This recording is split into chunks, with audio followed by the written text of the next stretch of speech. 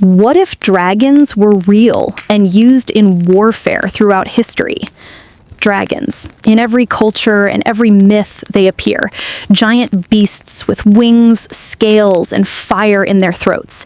China imagined them as celestial guardians. Europe saw them as monsters to be slain. The Middle East pictured them as serpents of chaos. But what if they weren't just myth? What if dragons were real? Not in fairy tales, but in history itself, and mankind learned to tame and use them in war. Today, we travel through time, from the Bronze Age to World War II to the modern battlefield, to imagine how these beasts would reshape our wars, our empires, and our world. Imagine Egypt, 1500 BC. Pharaohs already claimed divinity. Now, picture their armies marching with dragons overhead. One dragon circling the battlefield would scatter enemy chariots, its fire reducing wooden siege towers to ash. Pharaohs wouldn't just be gods on earth, they would command gods in the sky. In Mesopotamia, kings wrote of Tiamat, the chaos dragon. If she were real, or if dragon-riding legions marched under her banner, empires might have risen and fallen in decades, not centuries. By the time of Alexander the Great, dragons would be unstoppable weapons of conquest. Alexander crossed into Persia with tens of thousands of soldiers. But imagine him with even 3 dragons. Cities would surrender instantly. The Persian Empire might have collapsed in weeks, not years. Dragons would have been worshipped, feared, and written into every religion, not as symbols, but as living deities that determined the fate of battles. Rome was built on discipline, roads, and legions. But introduce dragons, and suddenly warfare changes. A Roman legion is nearly unbeatable on land, but against a dragon, their formations are tinderboxes. Testudo shield walls, so effective against arrows, would cook alive when dragon fire pours from above. Now imagine Rome owning dragons. Rome already stretched from Britain to the Middle East. With air superiority, the empire might not just endure 500 years, it might never fall. Rebellions could be crushed from the sky. But Rome had enemies: Parthians, Goths, Huns. A single dragon could turn barbarian tribes into existential threats. Attila the Hun, with dragons at his side, might not just threaten Rome, he might burn it to the ground centuries earlier. Fast forward to the Middle Ages. Castles dominate Europe, towering walls meant to resist sieges. But against dragons, castles are coffins. Fire melts gates, wings lift beasts over walls, talons snatch defenders from towers. The 100 Years' War, won in weeks by whichever side fields dragons. Joan of Arc, leading French armies with a dragon at her command, becomes not just a saint, but the single most powerful figure in medieval history. The Mongols, under Genghis Khan, already terrorized half the world. Now imagine his horsemen with dragons. His empire might not just stretch across Asia, but into Europe permanently. Heaven's punishment would have been literal, delivered in fire from the sky. Even the Crusades would be rewritten. Jerusalem, instead of being besieged for months, might burn in hours.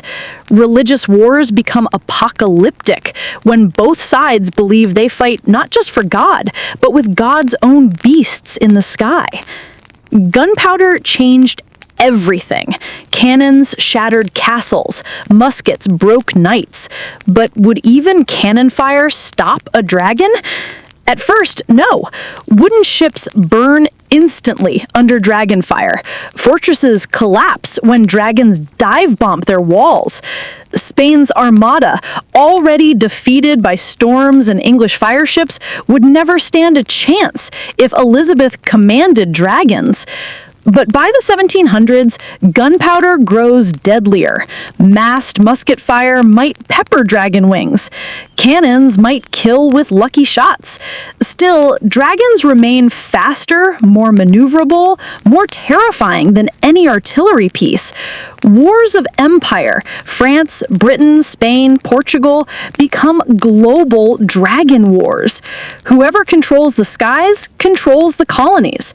America's Revolution? If Britain had dragons, no rebellion could survive. But if George Washington somehow captured one, independence might come not from muskets, but from fire-breathing allies. The 19th century brings rifles, ironclads, and railroads. For the first time, humanity begins to outpace biology.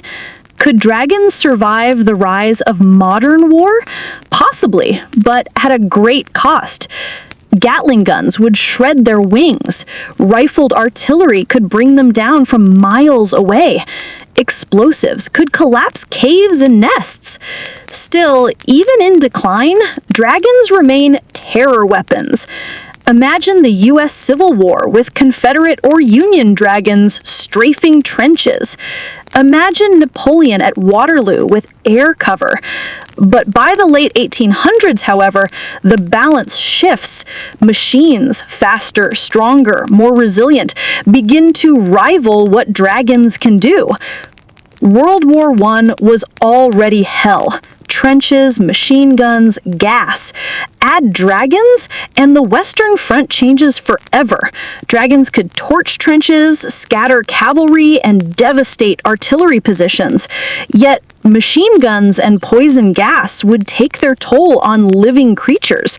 By the 1940s, dragons might serve like fighter bombers. Germany, with dragons, might blitzkrieg not just with tanks, but with fire-breathing air units.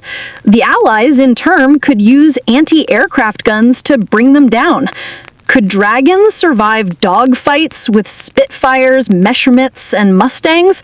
Probably not for long. But their psychological impact, a dragon diving into a battlefield, would be unforgettable. And then, nuclear weapons. Against the fire of the atom, even dragon fire pales. Hiroshima and Nagasaki prove humanity no longer needs mythical beasts to devastate cities. Today's world is dominated by missiles, drones, satellites, and stealth bombers. Could dragons survive? Against a fighter jet, no dragon stands a chance. Against radar-guided missiles, their size makes them easy targets. Against chemical and biological weapons, they are just as vulnerable as humans. But dragons could still serve new roles: psychological warfare, terror campaigns, even ceremonial power. Imagine dictators parading dragons as symbols of divine right. Imagine police states using them to patrol cities, their shadows enough to keep populations in line. If dragons existed, history would not just shift in battles. Civilization itself would change. Religion, dragons as holy beasts or demons. Entire faiths built around controlling or destroying them. Technology, would humans still push for aircraft if dragons served as natural bombers? Or would flight be delayed for centuries? Empires, whoever controls dragons controls nations. Dynasties might endure far longer, reshaping our political map. Perhaps dragons would inspire both awe and hatred, hunted into extinction once machines outclass them. Or perhaps they would survive, symbols of ancient terror in a modern world. So what if dragons were real and used in warfare throughout history? At first, they would make kings into gods, empires into legends, and battles into firestorms. But as time marched forward, humanity's machines would surpass them. Yet one thing is certain: our myths would not be myths. Dragons would not be symbols. They would be history itself, written in fire across the skies of every age. What do you think?